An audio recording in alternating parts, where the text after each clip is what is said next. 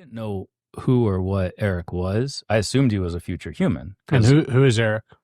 Um, he's. I don't know how to answer that question.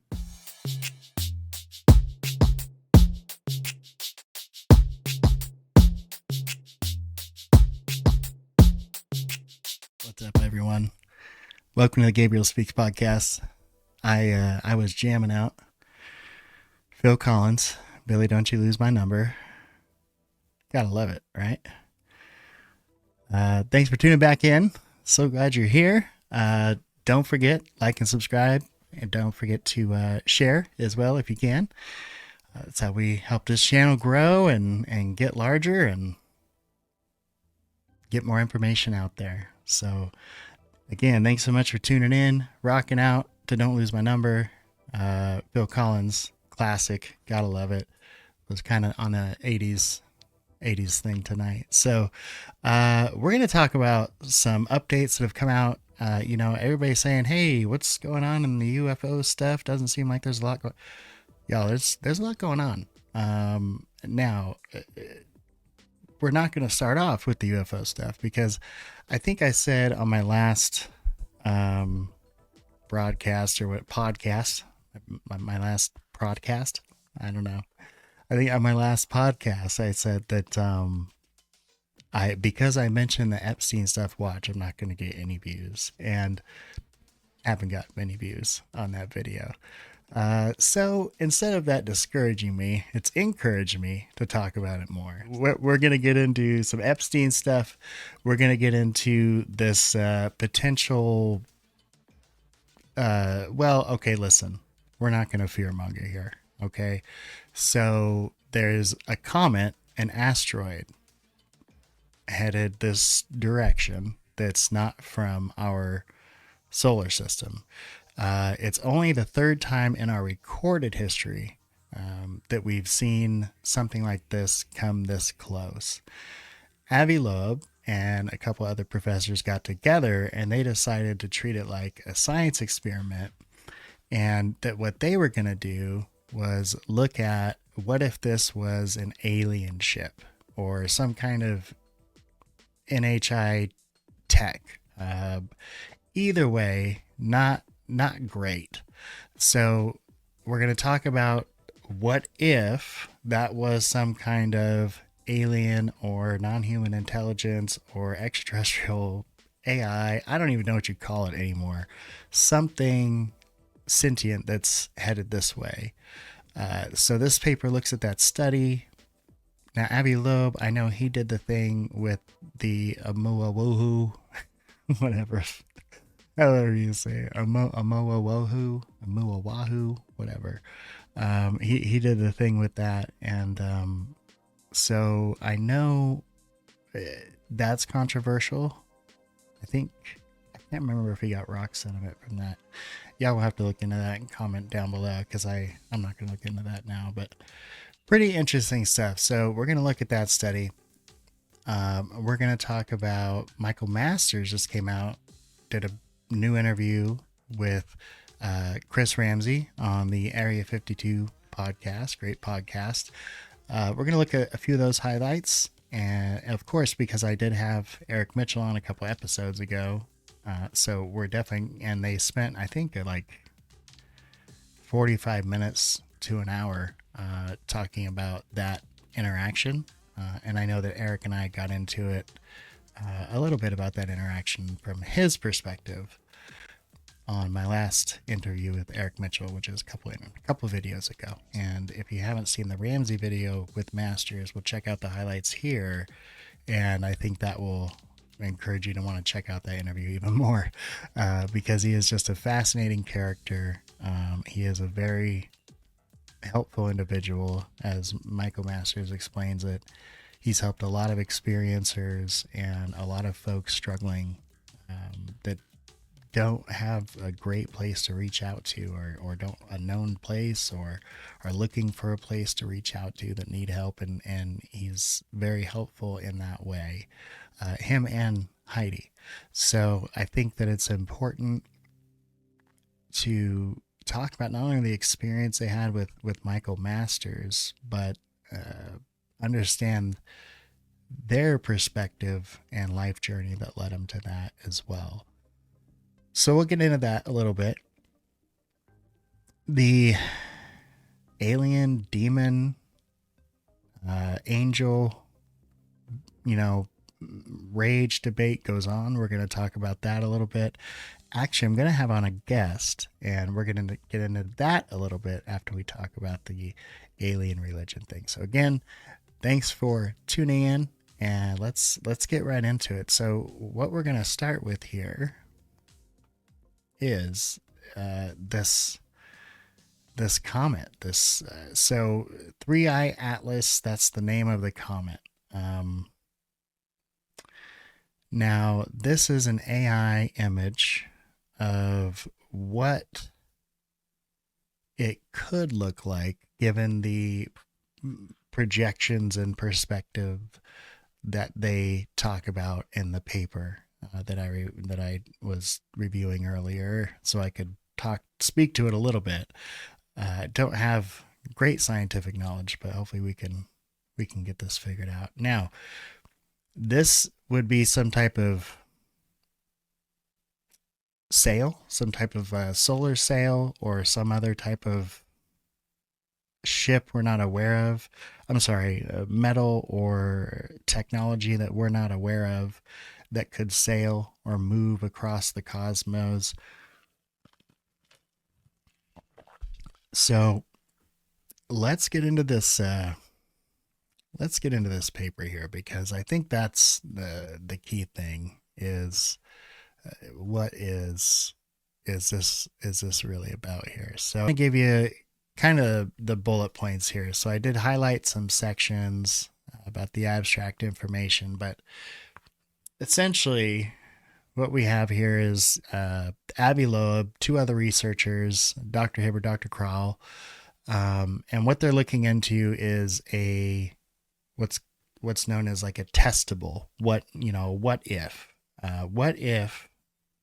that newly found interstellar visitor 3i Atlas might be a technological probe, maybe even hostile. So the main thing to stress here is that this is an educational exercise, and the natural explanation is most likely, right? And the natural explanation would be some type of comet, asteroid, debris. However, the paper does get into some probabilities and statistics that I think are pretty interesting to point out, at least that I highlighted. So the first one being the fact that the first study that Avi Loeb did about Oumuamua is a contested study. So he is very well known for that study. However, just we have to understand that first, this is a complete hypothetical. I'm a little concerned that doing this hypothetical on what's most likely just another comet is going to cause concern, especially given the 2026, 2027 rumors that have been going around. It's interesting, the timing of it. So they could have done this theoretical paper after Oumuamua, but they wait until this interstellar object is coming in. So is this just kind of a headline grabber? Is this something they're trying to do to just get attention? I certainly hope not, because if that's the case, it would almost be like fear-mongering, because we know that those years, that timeline-ish, 26, 27, has been out there. What this paper says is essentially this asteroid was discovered July 1st by the Asteroid Terrestrial Impact Last Alert System. So it's called 3i Atlas. It's the latest interstellar object to be discovered passing through our solar system. And it is important to note it's only the third in recorded history. This is a study that is an educational exercise, and that's what it's designed to do. Again, timing, very curious, right when folks are putting this stuff out there, but what they put out there is one of the, perhaps one of the most puzzling observations is the presence of a statistically significant non-gravitational acceleration. Despite there being no evidence of cometary outgassing. So the most likely cause of non-gravitational acceleration of this kind. So that means it looks as if it's being propelled because of the speed and the way that it's not typically moving according to the way that gravity would pull it. Same thing that Loeb observed with Oumuamua. That's an interesting fact, right, of this study. So they do put out there as of this writing that either one, it's an asteroid, in which case, assuming a standard albedo of 0.05, the object must be around 20 kilometers in diameter. 2, it is a comet, in which case the object would be surrounded by a fuzzy coma with a much smaller nucleus. Both of these natural explanations present difficulties because the prevalence of interstellar objects of sizes 20 kilometers should be much lower by many orders of magnitude than that of objects the size of Oumuamua. This then implies the visit into our solar system of 3i Atlas. There's been to date absolutely no sign from spectroscopic analysis of cometary activity on 3i Atlas. Such activity would imply a much smaller nucleus and allow 3i Atlas to be drawn from a larger interstellar population. They do say they're waiting on more data from that. The fuzz observed around 3i Atlas is inconclusive given the motion of the object and the inevitable smearing of the image over the exposure time. 3i Atlas approaches particularly close to Venus, Mars, and Jupiter during its visit to our solar system. So it's going to go by Venus, Mars, and Jupiter, 3 different planets. And what they say here is the probability of an asteroid or comet coming that close to those 3 planets is 0.005%. Again, though, keep in mind that's a mathematic statistic in a universe that's ever expanding as far as we know. So you can go through the data here, you do the math, and basically what they come to is on October 29th, October 25, when it reaches a certain distance from the sun, this object will be totally obscured from the Earth by the sun. Why would such a celestial alignment be indicative of intelligence? Well, they say since the optimal braking strategy to stay bound to the sun for high thrust propulsion is reverse solar orbit, where all the thrust is imparted at perihelion, thus any maneuvers of this kind would be obscured from Earth observation, allowing a surprise arrival on Earth to be conducted.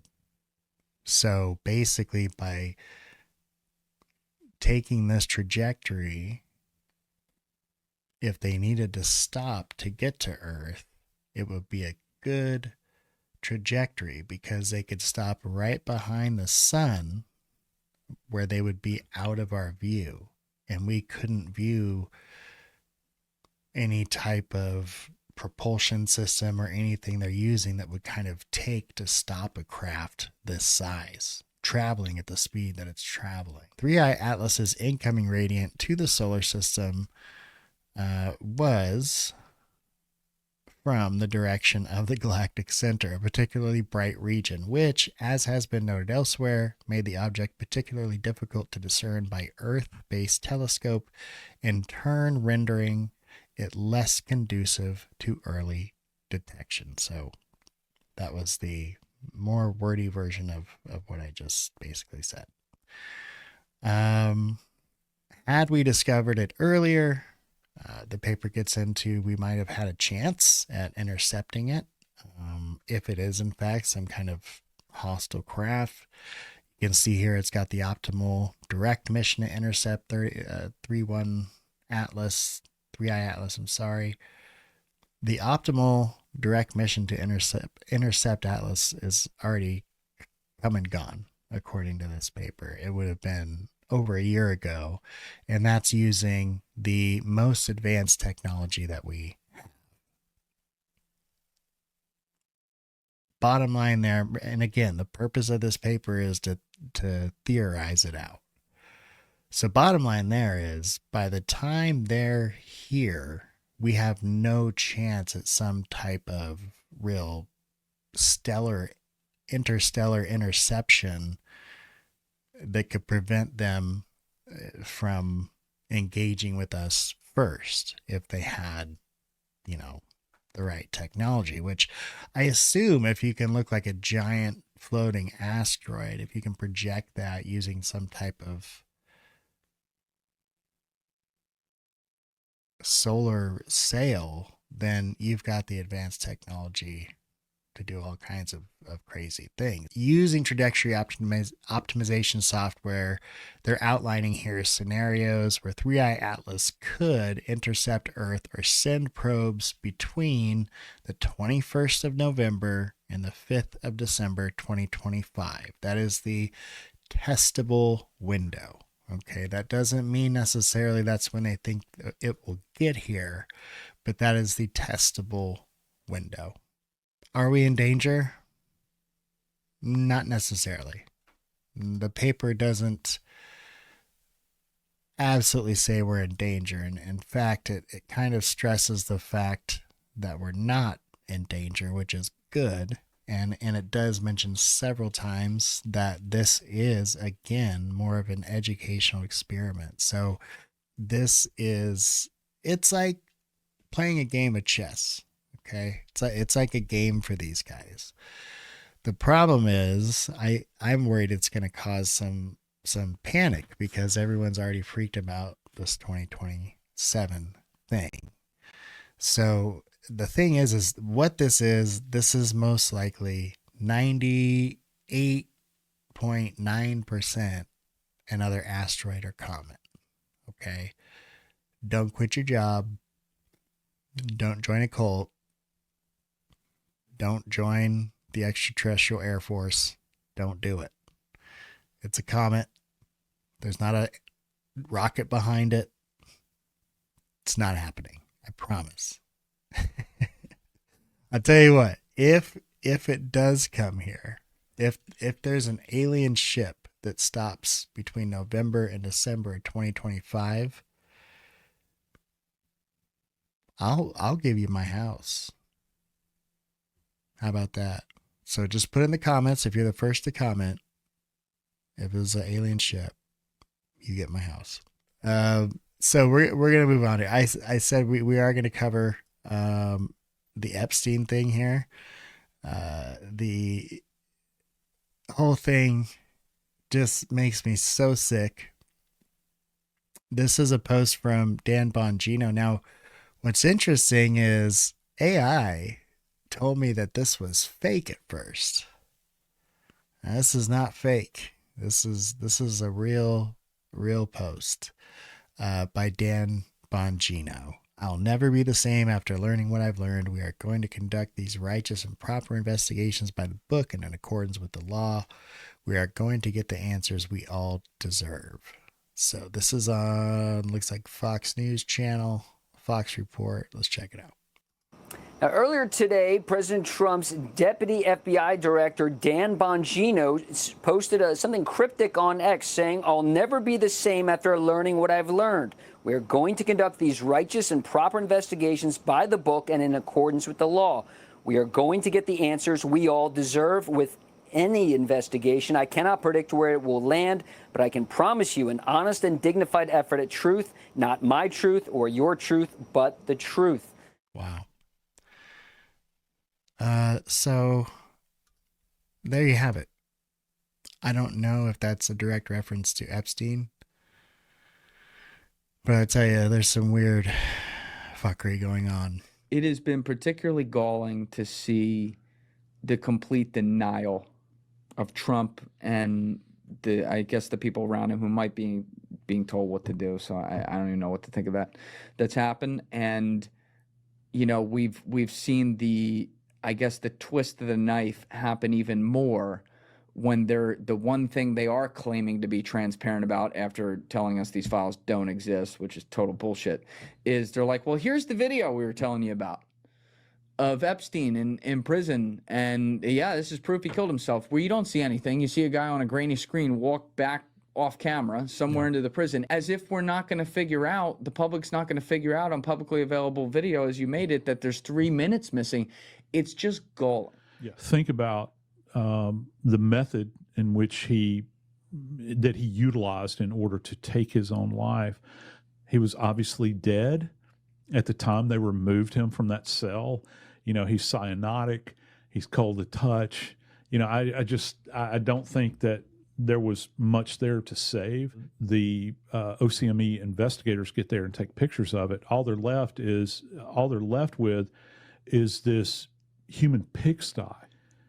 It looked like a tornado had gone through there. There are ripped up bits of cloth, sheets, clothing. There's pill bottles up there. There's a CPAP machine in the cell itself. It's just filthy and disordered. The order in a physical environment is kind of indicative of what's going on inside your brain. Mm-hmm.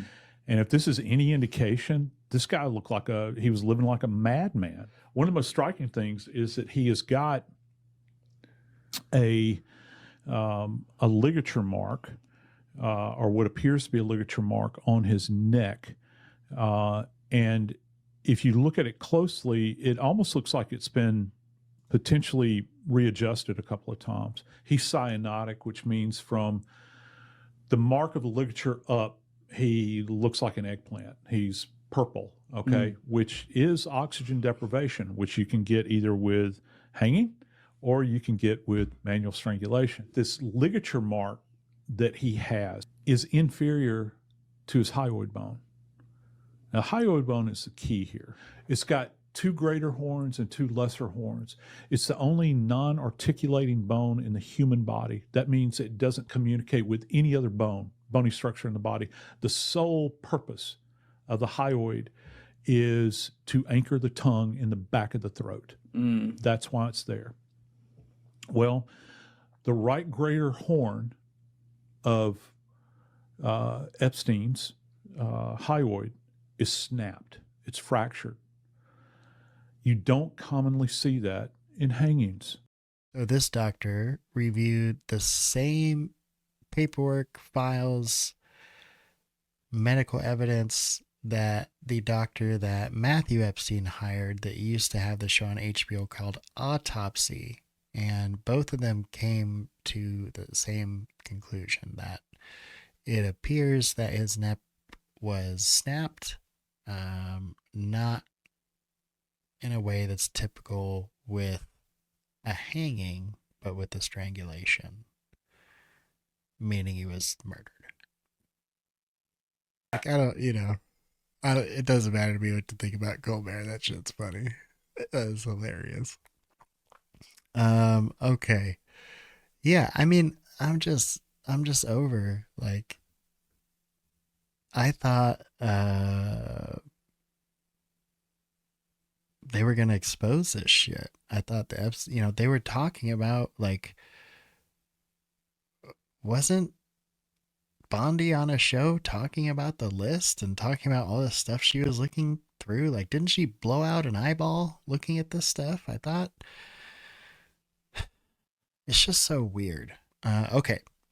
Let's get into this Michael Masters interview. Now, I had on Eric Mitchell a few weeks back. Eric Mitchell is like amazing, super down to earth, nice guy,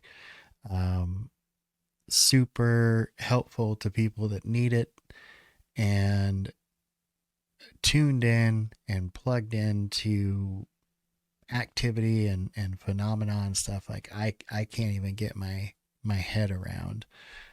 And this happened to him since his first kind of experience that he had with craft orb, whatever you want to call it, that actually caused some physical damage to him and his eyesight. He had this interaction with Michael Masters, and Michael Masters talked about it on the Jesse Michaels show. Then things got really crazy busy and overwhelming, I think, for Dr. Masters and probably Eric and Heidi as well. If you don't know the story, I put, so Chris Ramsey, like I said, just did this interview with Michael Masters, put together basically just some highlights from it that we'll review, and then we'll talk about it afterwards. Interesting stuff. Great interview by Chris Ramsey. I certainly encourage you to go over to his channel, subscribe if you're not subscribed, check out the video if you haven't watched the full video, because Dr. Masters talks about his interaction with Eric and Heidi for quite a while during that interview. It's very fascinating. And on my show, I just cut the snippets, some of the highlights. Check this out. Get up here. Who? Let me see. All right, folks. Let's check out Dr. Masters on the Chris Ramsey show here. I didn't know who or what Eric was. I assumed he was a future human. And who is Eric? He's, I don't know how to answer that question. I can say that he helps a lot of people. I think that's an important characteristic that he would agree is a defining characteristic. I didn't want to talk about it. I'm not going to lie. It was really, really hard. In fact, that's what I asked Heidi. That's why I eventually reached out. You know, the anxieties I was having the first time we had this conversation. One of my questions is, can I talk about this? Because by that time I was like, this is weird. Something weird's happening here. And they specifically said, we want you to talk about this. Wow. And in addition to that, and that's what I reached out to Heidi about. I was like, do you remember in that conversation on the balcony when they said, we want you to talk about this? Do you remember if there was a time frame? It was some version of that. Mm-hmm. And then that's when she divulged that she doesn't remember a lot of the specifics or most of them. I was taken up to a room, taken to a balcony. A stranger comes out, puts his chair right up against mine, face to face, slides his leg between my legs. Again, complete stranger. And then tells me, we know you've been thinking about quitting lately, and we'd prefer you not do that, which, as I mentioned earlier, was something I had wanted to do. Problem is, I didn't tell anybody that. So this individual was channeled. There was a channeled entity coming through this individual who you didn't know prior, who was a complete stranger to you, who you now have come to know the body of the entity in which it inhabited, the person. You know this person now. Yeah, and he doesn't like the word channel. Okay. I don't either, but I don't. We run into so many limitations with our language. Yeah. The individual was, yes, a conduit of sorts. Sure. I think it's hard because it takes some of the agency away Like, he is a person. Yeah. He was there. Heidi was a person. She was there. But there was some sort of interaction taking place with a high intelligence. All I know is my perception. All they know is their perception. And even though we were all enveloped by these same entities working for the same purpose, yeah, we have different, not just experiences, but levels of understanding of the experience too. Right. She was clearly coerced even before to take me up there, Yeah. and then kept saying, well, we can't go down yet. My friend Eric wants to talk to you. So yeah, this is where it gets really interesting. When we're talking about individual cogent people with self-autonomy sort of being brought into the situation to mini abduct me, to politely ask me not to quit this thing. It was like, it was orchestrated. It was orchestrated. Yeah. It was apparent that both needed to be present. She was very much involved in it. It was kind of like a shared mind space. Yeah. Not one individual, not male or female. Collective, some type of collective consciousness that was. Yeah. Yeah. That clearly has some amazing and impressive abilities to manipulate space-time, not just in that moment, but again, think about it. Like, she brought me up there. Yeah.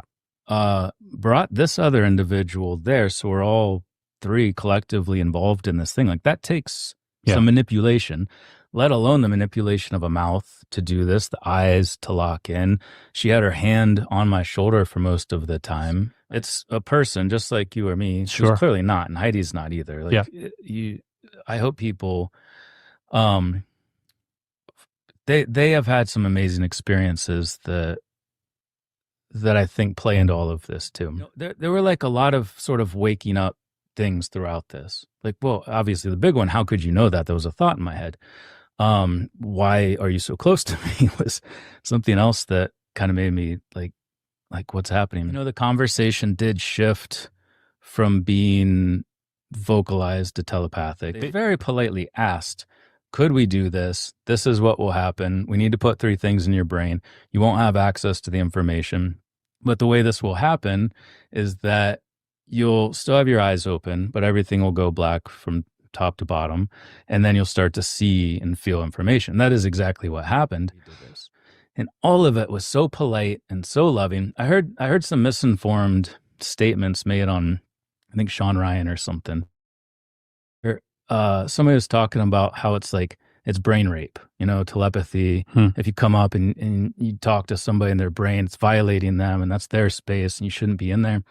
This wasn't like that. And a lot of these instances aren't. Some people do have that. There were a number of people at the Soul Conference, the first one, for instance, who claimed to have been approached by these really shady characters who are getting into their minds. Yeah.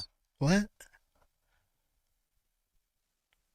I didn't hear that. Did anybody else hear that? I never heard that. There were guys at the Soul Foundation that were brain raping people. So if there were people at the Soul Foundation, I don't know, trying to like mentally extract information, I guess that would be like some kind of form of hypnotism or some NLP trick, or I don't know how you would do that. But it's kind of scary to think about. Everything was like, are you okay with this? Do we have your permission to do this? And by the time that more overt thing was happening, where this flood of information was coming into my mind, I remembered. I was allowed to remember. There was a level of trust that was like, shit, of course. Like, why are we even having this conversation? But they couldn't just come up and do that. There was this whole process that started with this complete stranger coming up, breaking me down with the "we know your thoughts" thing, and then sort of developing a rapport. And that whole time, there was a point where I'm just here, you know, like the crown chakra or whatever it says. And that's when our mouths stop moving and we all just hive mind communication. At any point, did Eric realize what was going on, or was the entity still present? Was it ever present? What, did it go away? No, I think they were present. I remember knowing, but then I also remember Heidi from time to time as them. Like, again, it's hard using their names. I totally get it. It's hard to even Yes. explain all of this. But they, through her, would occasionally say, "Did you get that? Did you get that?"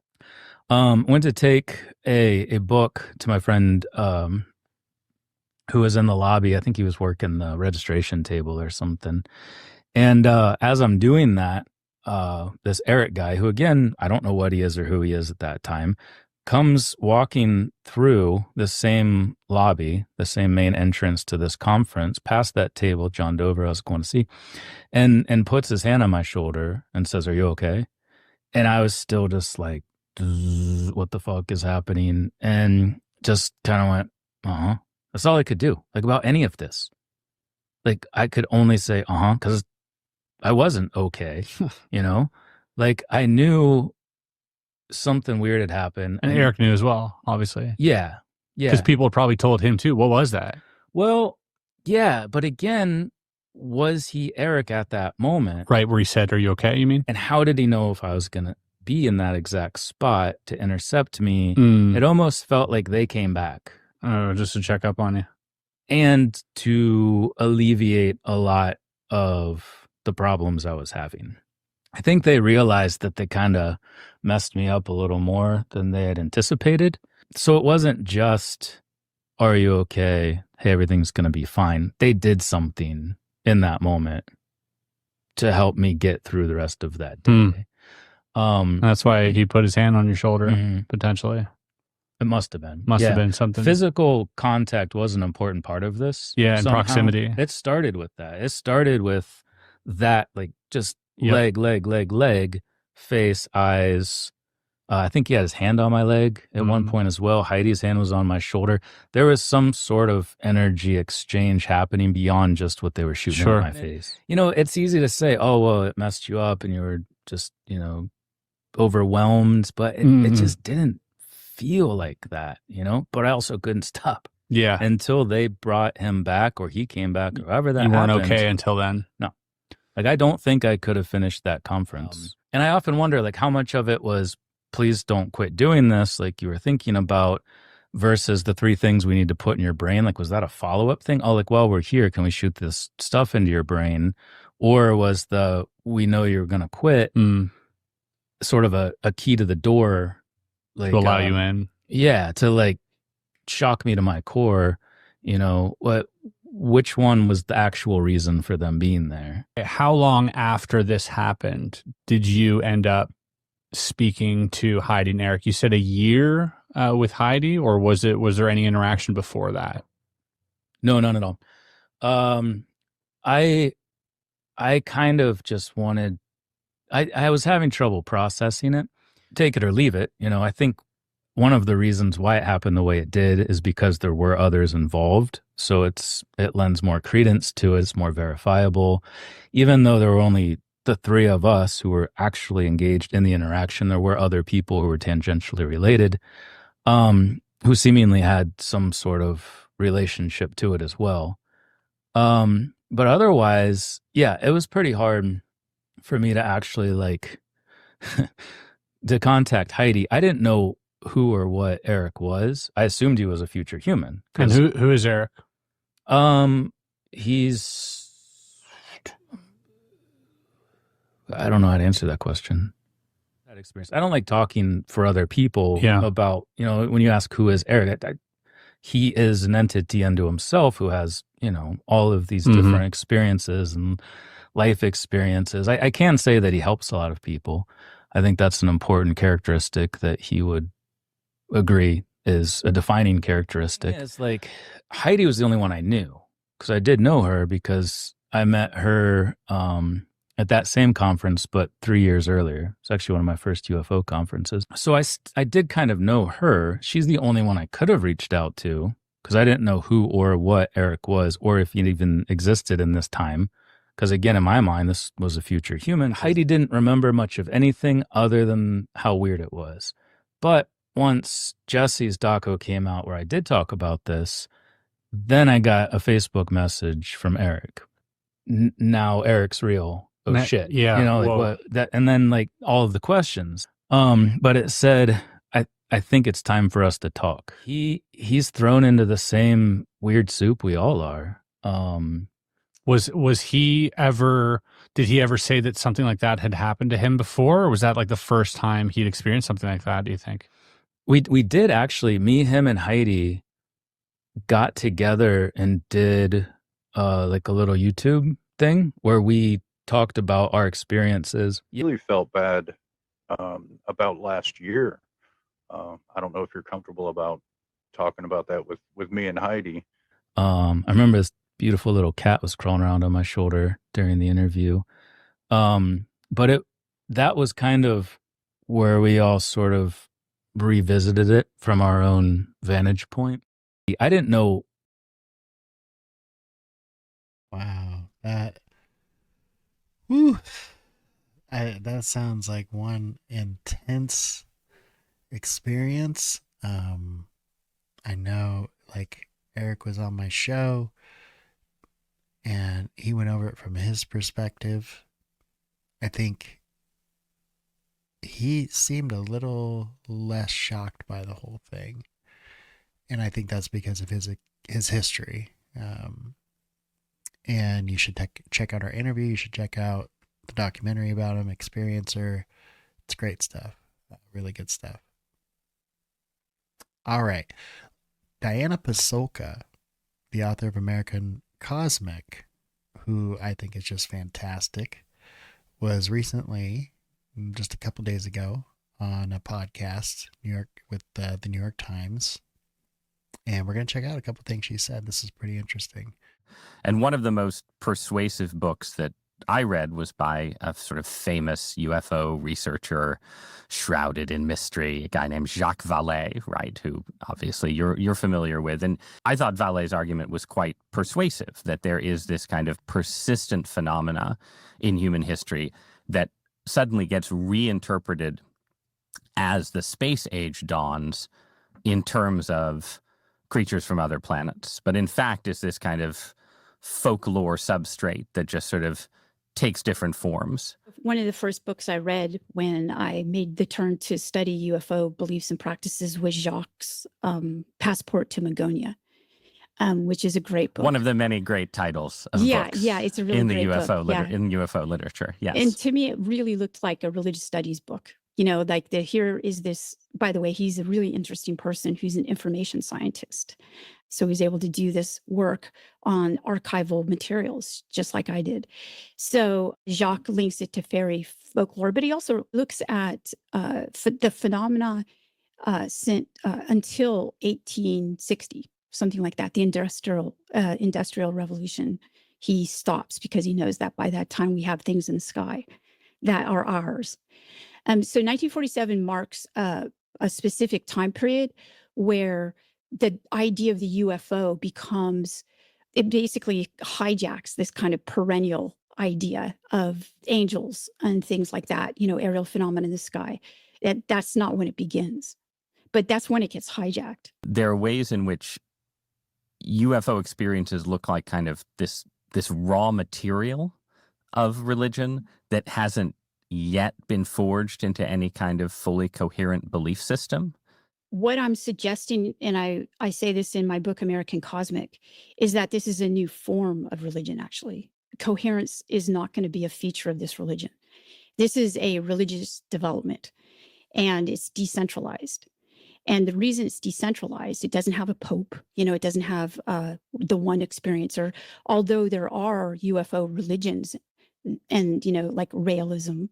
And they come about through the 1940s to the 1960s. But then what you see when we get the internet. Give just to pause. Realism was the cult, right? Remind everyone what realism was or is. It is a UFO religion that originates with Rael. I can't remember his actual name, but he's a French man. In the 1970s, he has a UFO experience. Yep. And he's abducted, or I don't think he'd call it that because it's a pleasant experience for him. He's enlightened. Yeah. And so he comes back and he spreads the message, and this is now religion. It's called a new religious movement. That's how we would describe it in religious studies. One of them also is the Nation of Islam. Okay, so I can talk about both of those. These are both apocalyptic religions in that they believe that the end is soon. Okay, and that the end will come with the arrival of a spaceship.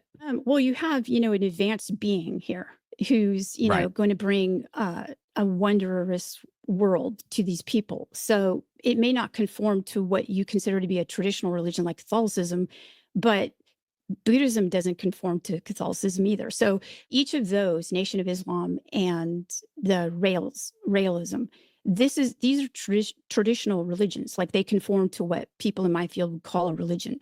Right. Do they pray? Do they have practices? Yeah, they do have practices. So the internet comes along, and what it does Yep. is it creates a decentralized space.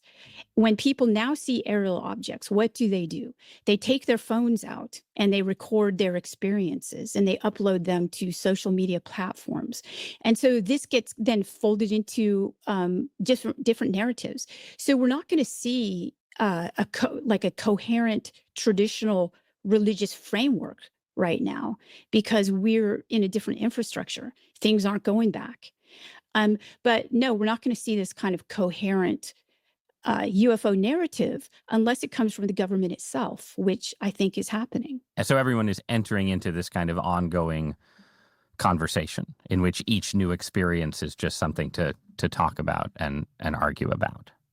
Right. And there is, at least here in the United States, there's a give and take with the narrative that comes from DC Congress about the topic of UAP. And so that's an ongoing feature of this, what I call a religiosity. So it's a new form of religion. It is a religiosity. So it's different than traditional religions. What makes this different, as you keep suggesting, right, is that it interacts with the government, with the national security state, with people inside the government who have beliefs about UFOs. When I started the research for American Cosmic, I said, okay, this is going to be pretty easy because we have the internet here and we have all of this data and it's pretty obvious what's happening. And about a year after I started to do this, I would get emails and oftentimes people that I knew would reach out to me and say, so-and-so got a hold of me. This is a person who works at this company. There's space-related research. And they would like to talk with you. Are you comfortable talking with them? People who emailed me, again, were from legitimate aerospace companies and were interested in seeing the research that I did about angel contact events and things like that. So then I began to share information with these people. And, I had read Jacques Vallée's books and so forth and other people's books, and I recognized that I might be identified as a person who could spread disinformation. So that was always on my mind as well as I was, working with these people. At this point, these people didn't care if I was going to ever publish anything again. They were just interested in what I had done and they wanted to look at it. And they had actual jobs doing this work. So that was eye-opening for me. I think Vallee hit on something, and I think Basoka is hitting on something too. As I'm working my way through American Cosmic, the book, it does seem like there is a new religion forming. And as she gets into in that interview, it's almost like you can see the Hebrews of old, debating scripture. And the same thing is happening now. What's happening now in the UFO community is debate over what's actually going on. And then you have this whole government interest and narrative of kind of controlling that debate and controlling that topic. It's fascinating stuff. Vallee is a very, like I was saying, very interesting character. Some really, really good quotes from his book. It aims at social, so he's talking about the UFO phenomena here. It aims at social and political goals by diverting attention from some human problems and by providing a potential release for tensions caused by others. The contactees are a part of that machinery. They are helping to create a new form of belief and expectation of actual contact among large parts of the public. In turn, this expectation makes millions of people hope for the imminent realization of that age-old dream, salvation from above, surrender to the greater power of some wise navigators of the cosmos.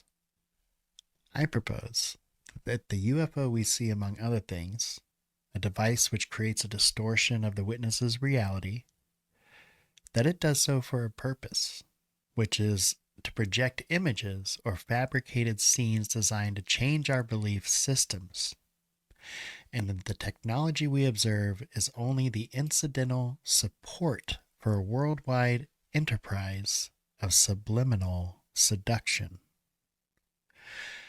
I believe there is a machinery of mass manipulation behind the UFO phenomenon. Whoa. That is interesting. So basically, some kind of force, whether human or other entity, that is basically kind of ripping away the foundation of older belief systems and older belief structures. All right, so we're going to get into this Ross Coulthart interview just a couple minutes here. But this gets into this religious aspect of it. But there, again, we're talking about, is this force trying to break down older religion?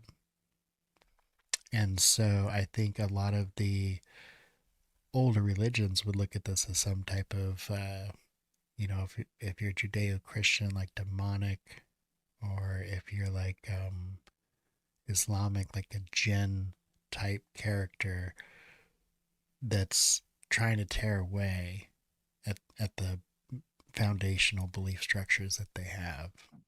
I think that there is a movement in the UFO community that people are opening themselves to demonic suggestion. I know people are doing seances and things to bring these craft down or in or something like that. And to me, it reeks of a demonic suggestion. You open yourself up to that. My dad used to say, if you open yourself up to that, that's when it happens.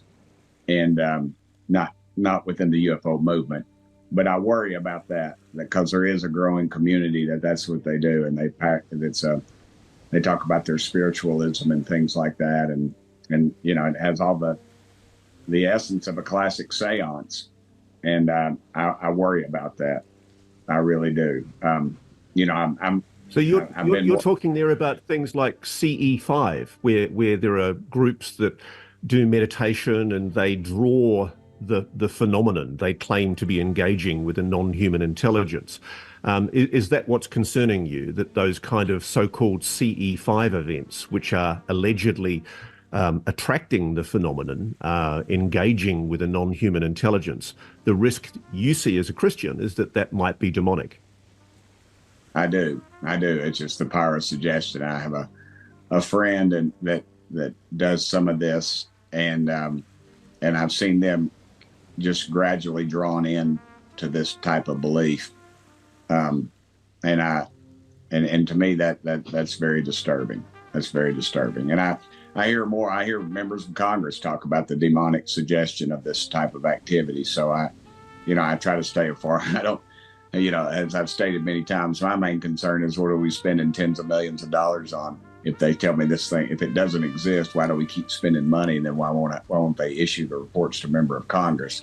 That's been my major concern with this. And as I've delved into it, I've found out about this community, and it is a growing community. That's pretty interesting.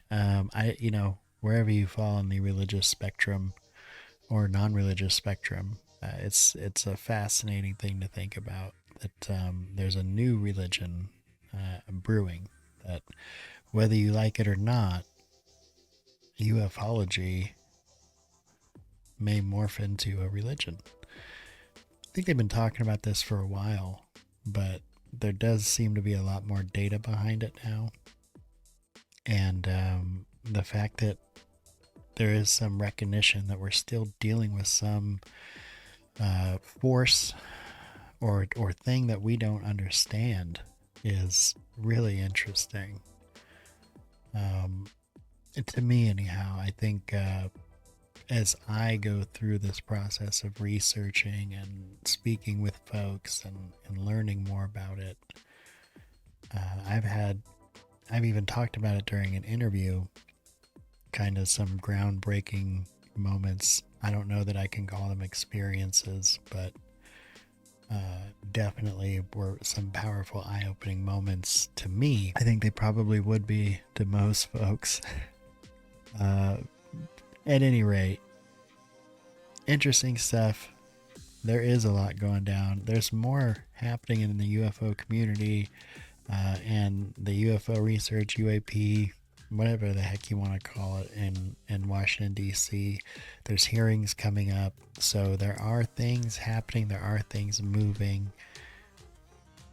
But what are we moving towards? Lord, who knows?